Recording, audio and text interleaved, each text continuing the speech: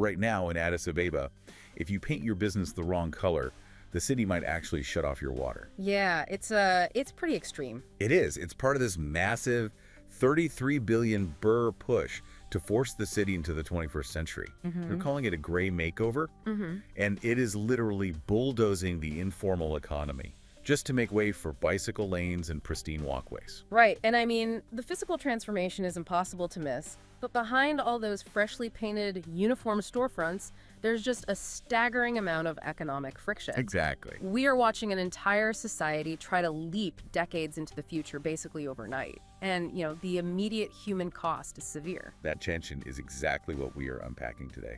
So welcome to our newsroom at Addis Fortune, Ethiopia's largest English weekly newspaper. Glad to be here. Our mission in this deep dive is to guide you through the most critical stories from our latest weekly edition. And when you take all these reports together, from urban construction and skyrocketing fuel prices to bureaucratic turf wars and shifting global coffee markets, a massive theme just hits you over the head. Yeah, it's the impossibly steep cost of transition. Right. If we connect this to the bigger picture, these stories aren't just isolated events. They are symptoms of an economy hitting really severe structural constraints. Right. Everybody is feeling it. Exactly. Whether it's a trader holding on to coffee beans or a government official trying to track down a student loan, and everyone is navigating this collision between grand modernization blueprints and brutal daily realities. Okay, let's unpack this. We're going to start down on the streets of Addis Ababa with this 33 billion birr urban makeover. It's a huge project. It really is. The city is aggressively trying to brand itself as a modern diplomatic and tourism hub. So we're talking about the corridor developments, the beautifying Shager Riverside project, which is like 350 kilometers of new walkways. Yeah, and 240 kilometers of bike lanes. But they are achieving all of this by mandating uniform aesthetic standards under the threat of massive fines or, utility shutoffs. It feels like the city is renovating the house while the residents are still trying to cook dinner in the kitchen. That's a great way to put it. To build this 21st century skyline, it really seems like they're entirely crushing the informal economy that keeps everyday people afloat. Yeah, and the collateral damage is concentrated really heavily in the consumer cooperatives. Right, co-ops. Up until recently, Addis Ababa had 164 of these cooperatives holding nearly $500 million birr in assets. And you have to think of them not just as grocery stores, but as absolute lifelines for people. Lifelines, yeah. In historic districts like Kirkos, which saw massive demolitions for Phase 1 of the corridor development, these co-ops provided subsidized staples and stable employment for thousands of people. And then the bulldozers came. Exactly. When the bulldozers came through, those safety nets just vanished. The human element of this in the Addis Fortune reporting is just gut-wrenching. There's a manager profiled, Awok Tazera. Right, I read about him. Yeah, he oversaw a network of 30 retail shops, flour mills, and community centers. And all of it was shut down, leaving over 120 employees suddenly jobless. That is devastating. He is. Yeah. Awok is surviving on his wife's income now, but he told our reporters the hardest part isn't even his own wallet, it's his colleagues. He has workers with over 40 years of service showing up at his door in tears because they have absolutely zero alternatives. Oh. Another worker, Marcos Katana, talked about seeing his former colleagues literally begging on the street. It's heartbreaking. And, even the cooperatives that physically survived the bulldozers are functionally dying right now due to supply constraints. How so? Well, they were originally designed to shield vulnerable people from hyperinflation, right? But now, with supply chains disrupted by the new road restrictions and just the overall economic squeeze, they are forced to buy goods at wildly inflated prices. Right, the reporting mentioned a cooperative manager forced to sell meat at 650 birr a kilo. Which is insane. For the average resident who is already displaced or losing work, that price is an absolute non-starter. Yeah, economist Adelah Alimu diagnosed the core failure here. He notes that if these co-ops rely on middlemen who mark up prices at every single step, they will simply bleed out and go bankrupt. So what's the fix? His urgent recommendation is that city officials have to step in and create direct pipelines between agricultural producers and these cooperatives. Cut out the middleman entirely. Exactly. If the city doesn't deliberately bypass those intermediaries, the urban poor are going to be left entirely exposed to market volatility without any buffer at all. But wait, how is the city even footing a 33 billion birr bill for a skyline? when the people looking up at it can't afford meat? That is the big question. It kind of forces us to zoom out from the micro view of the streets to the macro squeeze that is paralyzing the entire country. Because all of this domestic construction is happening against a backdrop of crushing national debt. Right. Ethiopia's external debt currently sits at $34.46 billion. Billion, with a B. Yes. And the IMF and the World Bank are conducting what they call a debt sustainability analysis. Which sounds very technical. It does, but to put that in everyday terms, it is basically a brutal credit score review for an entire nation. Wow, okay. And right now, they classify Ethiopia as having a weak debt-carrying capacity because the country's foreign reserves are perilously low.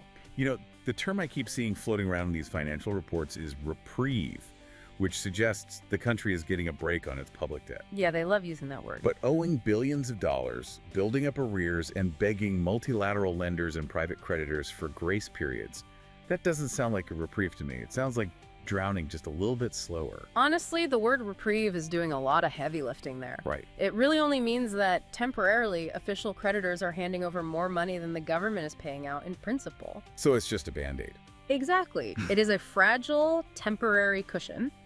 And whatever thin padding that cushion provided is currently being shredded by global events, primarily the war in the Middle East. Because that conflict is choking global shipping routes and inflating the cost of fertilizer and, of course, fuel. Yes, and fuel is the massive leak in the boat here. Let's talk about that.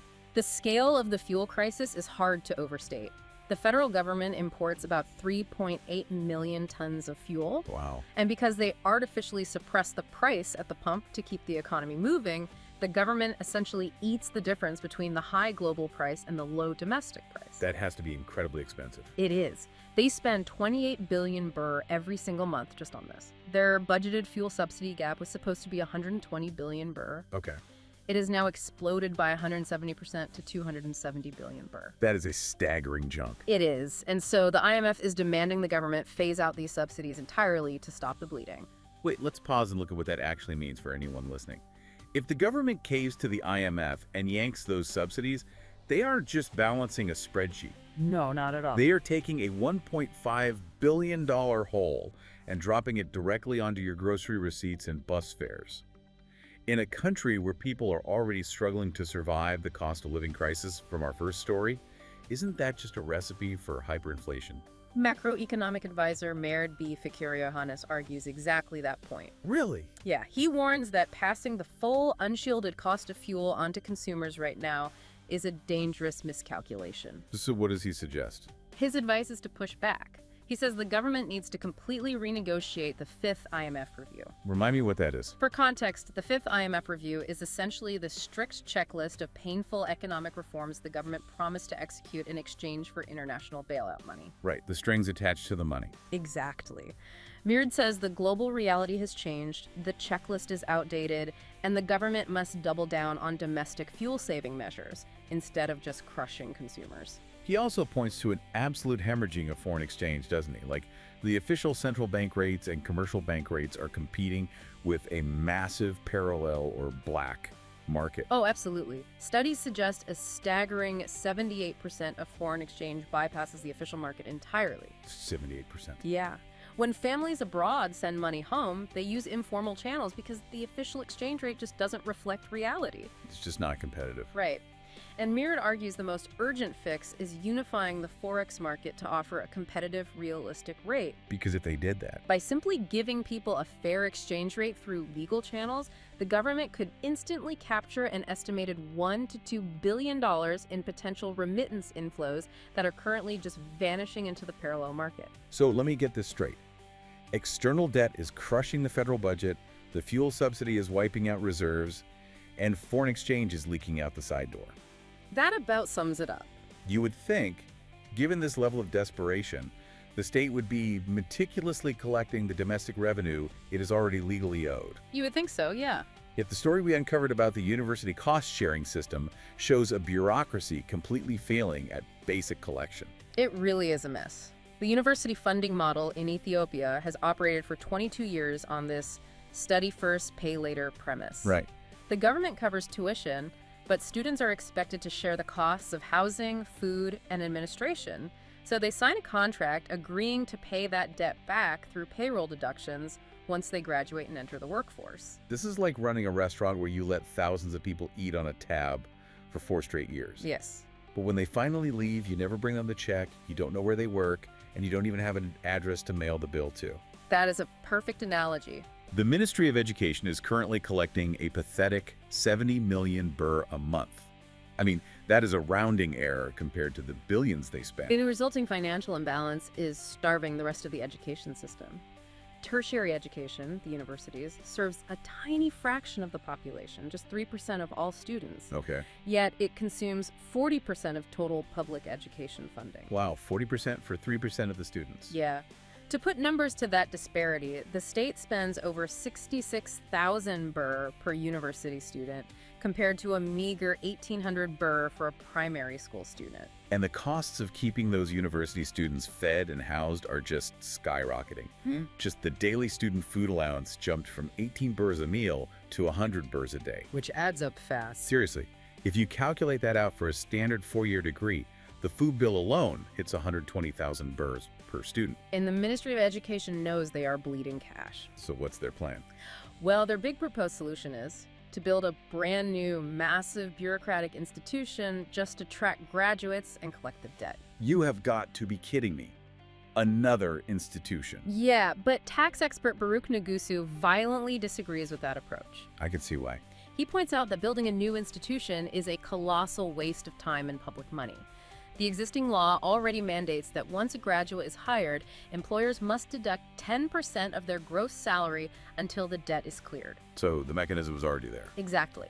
The failure isn't a lack of institutions, it's a catastrophic lack of basic digital coordination. The reporting shows that if a clerk wants to verify a graduate's loan status today, they literally force the graduate to present a physical piece of paper because the ministry's own internal data is a complete mess. It's so outdated, but Baruch offers an incredibly elegant solution that requires 0 new buildings or massive budgets. Let's hear it. He says the government just needs to link the existing university graduation databases directly to the Ministry of Revenue's Digital Taxpayer Identification Number, or TIN warehouse. Well, that makes so much sense. Right. Every legal employer already uses the TIN system to pay taxes. If those two databases simply talk to each other, the moment a graduate gets a job and a TIN is registered, the loan collection is triggered automatically. It's brilliant. Baruch calls it an issue of attention, not capacity. It is deeply ironic, though. We have the tax and education departments being told they just need to talk to each other to save billions, while 2 completely different federal ministries are actively at war over who gets to control a highly lucrative new revenue stream. Oh, the carbon market. Exactly. Right. Here's where it gets really interesting. I'm talking about the booming global carbon market. Before we delve into the turf war, we should probably clarify the mechanism of the carbon market itself for a second. Good idea. Essentially, wealthy nations and massive international corporations pump vast amounts of pollution into the atmosphere. To offset their carbon footprints, they pay developing countries with large, intact forests to, well, not cut their trees down. Because forests trap carbon. Exactly. So Ethiopia can sell carbon credits to foreign buyers, turning conservation into cold, hard cash. Which brings us to the bureaucratic cage match. Right. On one side, the Ministry of Agriculture just went ahead and published a legally binding directive, basically declaring themselves the architects of the carbon market rules. And on the other side? On the other side, officials at the Ministry of Planning and Development are furious because they drafted a broader national carbon proclamation that is currently stuck in limbo, waiting for approval at the Council of Ministers. The Planning Ministry feels the Agriculture Ministry completely overstepped its mandate and just jumped the gun. Right. But this isn't just petty office politics. They're fighting over the foundational financial architecture of how rural Ethiopian farmers actually get paid for protecting their land. Let's examine the rules the Agriculture Ministry just mandated, because they are incredibly strict. They really are. They demand that at least 80% of the net proceeds from any carbon credit sale must go directly into the pockets of the local forest owners or community cooperatives. And then there's a service fee, right? Yeah, they carved out a 20% service fee, splitting it with 5% to the federal government and 15% to the regional states. But the most crucial mechanism they introduced is what's known as the 80% burn rate rule for jurisdictional programs. What does that mean exactly? Well, a jurisdictional program means the government isn't just monitoring one farmer's patch of trees, they are tracking the carbon across an entire geographic region. Okay, got it. The burn rate rule states that no new carbon funds will be released to a project until independent auditors verify that 80% of the previous cash disbursement actually reached the intended local beneficiaries on the ground. Oh, wow. It is a hard stop to prevent the money from being swallowed by corruption or administrative bloat. That sounds like a massive win for the farmers. But if I am an international investor looking to buy millions of dollars in carbon credits, does all this federal bickering scare me away? It definitely could. Because investors demand legal certainty, not two ministries openly fighting over who is legally in charge of the cash register. That risk of investor flight is very real. However, legal expert Neil Abera provides a vital synthesis of the chaos here. What's his take? He explains that while the optics look like a messy turf war, what we are actually witnessing is a sectoral versus national governance model working out its kinks in real time. Okay, so how does that play out? Eventually, the planning ministry will act as the national authority, handling the international treaty negotiations and running the national registry. And the agriculture ministry will act as the technical lead, physically mapping the forests and verifying the carbon data on the ground. Ah, so until the broader national bill passes, the Agriculture Ministry's directive is legally functional and keeps the market moving. Precisely. Nail makes the point that suspending vital climate finance for years while draft laws gather dust in bureaucratic purgatory is irresponsible. Yeah, they need the money now. This is a high-stakes race to lock in international payments. Guaranteeing that rural communities see actual cash before the money disappears into administrative layers is paramount. Because if they don't get paid... Without community trust and buy-in, the forests get cut down anyway and the entire carbon market collapses. Okay, so we just looked at ministries fighting to control a future climate windfall from forests. But if we pivot to Ethiopia's biggest current export, coffee, we see a situation where climate change is already heavily involved. Oh, coffee is a fascinating case study right now. And the windfall is being completely squandered by market dynamics. Yeah, the coffee sector presents a fascinating paradox of long-term climate advantage, clashing violently with short-term market reality. Tell me about the Rabobank report. Rabobank, which is a major agricultural bank, recently modeled the future of Arabica coffee production under severe climate change scenarios. Globally, rising temperatures are scorching traditional coffee lands. It's getting too hot. Exactly. By 2050, 20% of currently suitable areas worldwide will simply be too hot to grow Arabica. So the major global players are looking at catastrophic losses.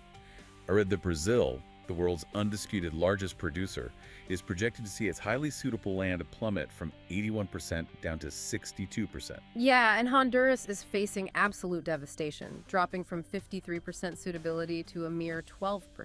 But the data reveals Ethiopia is experiencing the exact inverse. It's incredible. The shifting rainfall and rising temperatures in the highlands are actually expanding the viable footprint for Arabica. Oh, wow. Ethiopia's highly suitable areas have already increased by 13%. And in 25 years, these premium growing zones will cover half of all their current production areas. That's huge. As global competitors lose their natural advantage, Ethiopia is basically inheriting it. So it is like inheriting a massive gold mine, only to discover that the global price of gold just dropped below the cost of picking up a shovel. That's sadly very accurate. We have a long-term climate advantage, but today, local exporters are drowning in a sea of cheap global beans. Because StoneX Group projects global coffee production will hit an unprecedented 182.5 million bags this year. That's a lot of coffee. The market is entirely flooded, driven largely by Brazil and Vietnam recovering their outputs way faster than expected. Which is brutal timing because Ethiopia just came off a banner year. The country earned a record $2.65 billion, exporting 470,000 tons of coffee last year. It was a massive year. But because of this sudden global glut, prices are plummeting.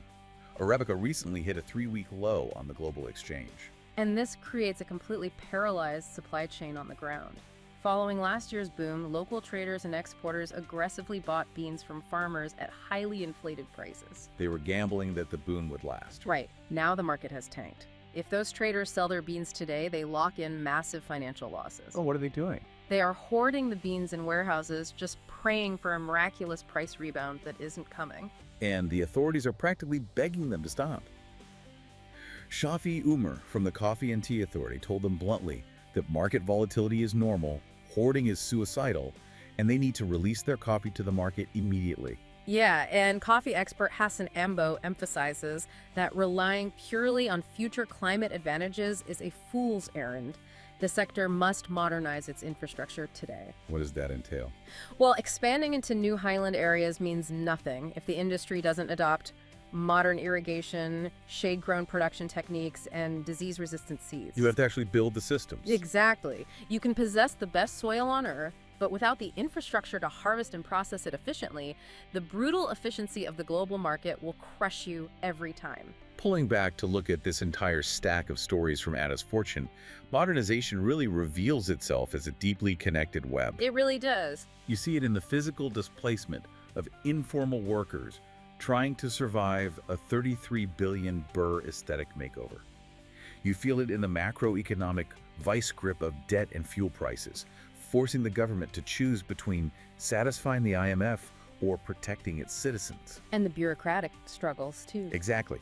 You witness it in a bureaucracy failing to link basic databases to collect student loans, while simultaneously battling over the complex rules of a futuristic carbon economy. And then you see it in the coffee fields, where farmers hold a massive climate advantage for the future, but are entirely bottlenecked by traders terrified of today's market. It's all connected. Every single one of these stories illustrates the friction of a society trying to rapidly build a new house while the occupants are still trying to survive inside the old one. The data leaves us with a really compelling question to consider. The projections clearly show that climate change and economic shocks are actively repositioning global power, particularly in massive agricultural sectors like coffee. But as we look at the next few decades, will the ultimate winners of this changing world actually be the nations with the best natural advantages, or simply the ones who can modernize their bureaucracies fast enough to capitalize on them? That is a phenomenal question to leave you with. Thank you for joining us in the newsroom today to explore the weekly edition of Addis Fortune. We hope this deep dive equipped you with a sharper understanding of the complex, costly, and utterly fascinating transitions happening right now. Keep questioning the headlines, stay curious, and we will catch you on the next deep dive. Goodbye.